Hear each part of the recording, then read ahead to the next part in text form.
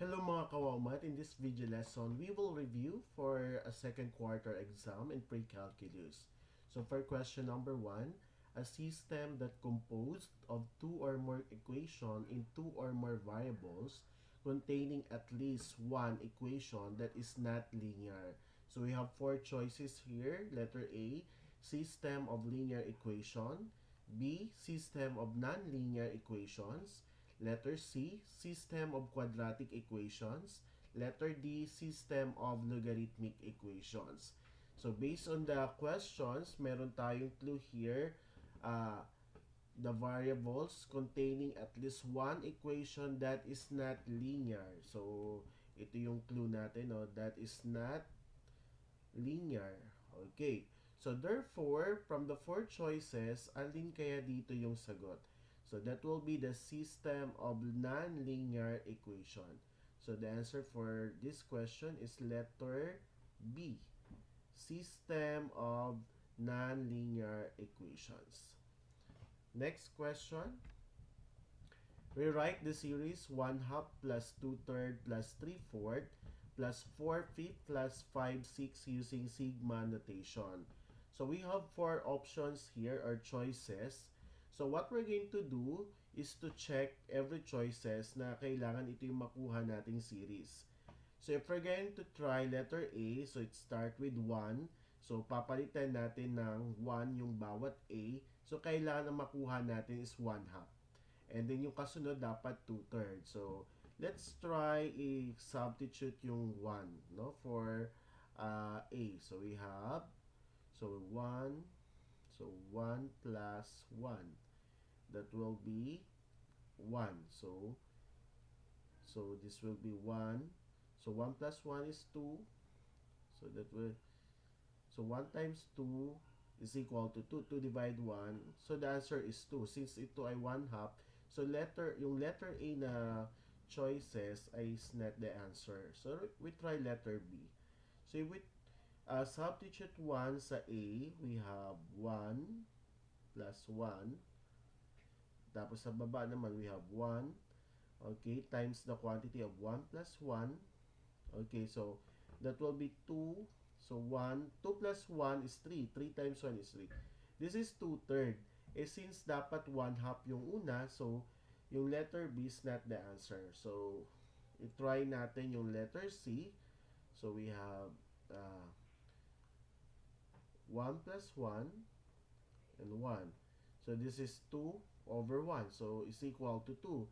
And this is also is not the answer kasi 1/2 nga yung start natin. So, how about yung letter D? So, if we try to substitute 1 dito sa A natin, so we have 1. So we have 1 plus 1 equals 1 over 2. Okay. So tama yung unang term, which is 1/2. So i-try natin yung pangalawa. So sa pangalawang term, pag i-check natin yung papalitan na natin ng 2 kasi pangalawang term na siya. So if we're going to check 2 plus yung A dito, papalitan natin ng 2. Yung mga A papalitan ng 2, so plus 1. So the answer is 2/3. And 2/3 is the second term. So kung gusto nyo pa i-try yung 3, 4, and 5, and then dapat ito makuha nyo para ma-prove ng answer natin sa question na to ay letter D. So letter D yung sagot natin. Next, the missing term of the given geometric series, we have 81 plus 27 plus 9 plus blank plus blank plus 1/3. So dito, kailangan nyo muna ma-identify yung mga given numbers. So kung mapapansin nyo, yung mga numbers ay mga perfect cube. Okay, so like for example, so yung mga perfect cube natin. So if we start 3, 0, we have 1. 3 raised to 1, we have 3. 3 raised to 2, we have 9. 3 raised to 3, we have 27. 3 raised to 4 is 81, no? It's not this, ay, hindi pa, yeah. So, we have 3 raised to 4. This is 81. So, ito ay 3 raised to 4. So, ilagay natin. 3 raised to 4, ito ay 3 cube. Kasi, ibig sabihin yan, 3 times 3, 9 times 3, 27. Ito, 3 squared. So, since decreasing yung exponent natin, so ibig sabihin yung unang blank is 3 raised to 1. And 3 raised to 1, that is 3. So, sa choices, yung A and B lang ang may 3 sa unahan. So, alin sa pangalawa? And then, of course, this is 3 raised to 0. So, any number raised to 0, the answer is 1. So, kung ito ay 3, and this is 1. So, therefore, yung answer natin dito sa question na to ay letter A. Next. So, find the next three terms of arithmetic sequence 3, 7, 11, 15, blank, blank, blank. So, if we're going to check, no, check the differences of bawat yung every term. So, if we're going to check, yung difference ng first and second terms ay 4. Same with the second and third term, 4 din. Ganun din yung third and fourth term, 4 din. So, in order to get the next three terms, so we simply add 4. So, 15 plus 4, this is 19.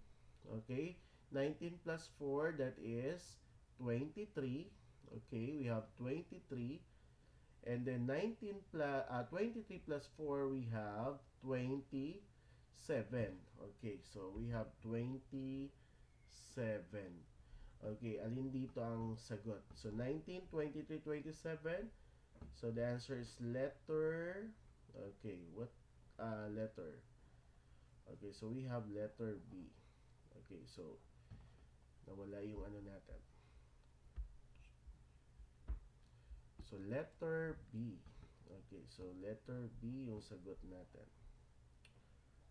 And letter B is the answer for these questions. Next. So I think this is the last question for the part 1 of our review. Convert pi over 4 radian to the equivalent degree measurement. So, kapag may given na radian, so what is the conversion? So we have pi over 4. So, i-multiply natin. So, anong gagamitin natin conversion? 180 degrees over pi. Okay. So, ibig sabihin, makakancel yung pi. So, may iwan na lang yung 180 degrees saka 4. Yung 180 divide 4, pwede natin makancel yan. So, 180 divide 4. So, that is 45. So, ang may iwan lang dito ay 45 degrees. So, therefore, the correct answer is letter C. So, 45 degrees yung equivalent degree measurement ng pi over 4. So, that will be the part 1 of our review for the second quarter exam in pre-calculus. So, yung mga susunod na araw, meron ulit tayong 5 questions na ibibigay para meron kayong pointers or meron kayong reviewer for the incoming second quarter exam in pre-calculus.